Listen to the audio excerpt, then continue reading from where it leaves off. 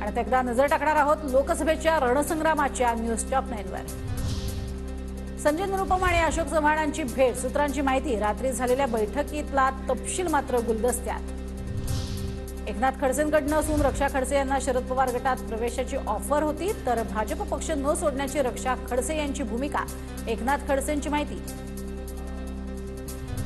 बारामतीत अजित पवारांच्या उद्या 7 सभा, सुनेत्रा पवारांची उमेदवारी घोषित होण्याची शक्यता। बारामतीत सिनेसृष्टीतील कलाकार प्रचाराची धुरा सांभाळणार।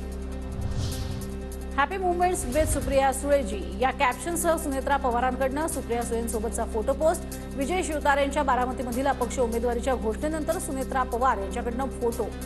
त्यापूर्वी सुप्रिया सुळे सुनेत्रा पवारांची ही भेट चर्चेत। सुनेत्रा पवार आज बारामती आणि पुरंदर दौऱ्यावर। पणंदरे गावामध्ये अजित पवार गटाच्या कार्यालयाचं सुनेत्रा पवारांच्या हस्ते उद्घाटन। पुरंदरमध्ये माजी मंत्री दादा जाधवराव यांचीही घेतली भेट। अमरावतीचा उमेदवार हा कमळावरतीच लढेल, त्यात नवनीत राणाही असू शकतात। दरेकरांकडून नवनीत राणांना भाजपच्या उमेदवारीचे संकेत, तर भाजपचे वरिष्ठ जो निर्णय घेतील त्यावरती विचार करू, रवी राणांची भूमिका। मोदी जी से बैर नहीं, राणा तेरी खैर नहीं, अभिजित अडसूळ यांचा इशारा। तर अमरावतीमधील उमेदवारीबाबत शिंदे गट भाजप ठरवेल, अडसूळांची प्रतिक्रिया। कोल्हापूरमध्ये उमेदवारी दिली नाही तरी लढणारच, शिवसेनेचे खासदार संजय मंडलिक यांचा निर्धार।